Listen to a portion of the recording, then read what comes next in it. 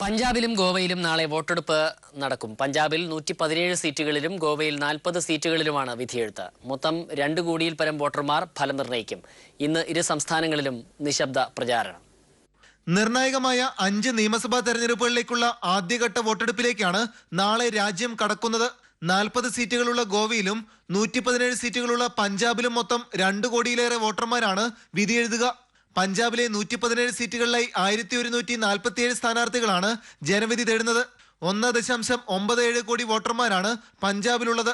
കഴിഞ്ഞ വർഷത്തെ അപേക്ഷിച്ച് വോട്ടർമാരിൽ ഇത്തവണ 11% വർധനവാണ് ഉണ്ടായിരിക്കുന്നത്.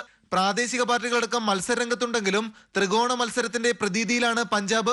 മുഖ്യമന്ത്രി പ്രകാശ് സിംഗ് ബാദലിന്റെ നേതൃത്വത്തിലുള്ള അകാലിദൾ BJP സഖ്യം ഒരു ഭാഗത്തും ക്യാപ്റ്റൻ അമരീന്ദർ സിംഗിന്റെ നേതൃത്വത്തിലുള്ള കോൺഗ്രസ് മറുഭാഗത്തും നിലനിൽക്കുന്നു. ഇത്തവണ ഇരുവർക്കുമെതിരെ ശക്തമായ മത്സരമൊരുക്കി കെജ്രിവാളിന്റെ ആം ആദ്മിയും രംഗത്തുണ്ട്.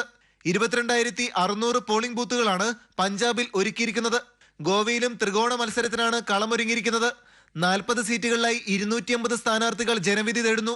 നിലവിൽ 40 സീറ്റുകളിൽ 21 സീറ്റുകളോടെ BJP ആണ് ഭരണത്തിൽ. 9 സീറ്റുകൾ കോൺഗ്രസും നിലനിർത്തുന്നു. ഇരു പാർട്ടികളുടെയും വോട്ടുകളിൽ വിള്ളൽ വീഴ്ത്തി ആം ആദ്മിയും രംഗത്തുണ്ട്. പ്രതിരോധ മന്ത്രി മനോഹർ പരീക്കറുടെ നേതൃത്വത്തിലായിരുന്നു BJPയുടെ പ്രചാരണം. 1642 പോളിംഗ് ബൂത്തുകളാണ് ഗോവയിൽ തെരഞ്ഞെടുപ്പ് കമ്മീഷൻ സജ്ജീകരിച്ചിരിക്കുന്നത്. ഇന്നലെ വൈകിട്ട് 5 മണിക്ക് പരസ്യപ്രചാരണം സമാപിച്ചു. ഇന്ന് വോട്ടർമാരെ നേരിട്ട് കണ്ടുള്ള നിശബ്ദ പ്രചാരണത്തിലാണ് പാർട്ടികളും സ്ഥാനാർത്ഥികളും. മുൻപെങ്ങും കണ്ടിട്ടില്ലാത്ത ശക്തമായ ത്രികോണ മത്സരത്തിനാണ് പഞ്ചാബ് ഇത്തവണ സാക്ഷ്യം വഹിക്കുന്നത്. ഗോവയും പഞ്ചാബും നാളെ വിധി എഴുതാനിരിക്കെ അവസാന ലാപ്പ് സർവേ ഫലങ്ങളും BJPക്ക് തിരിച്ചടിയേകുന്നതാണ്.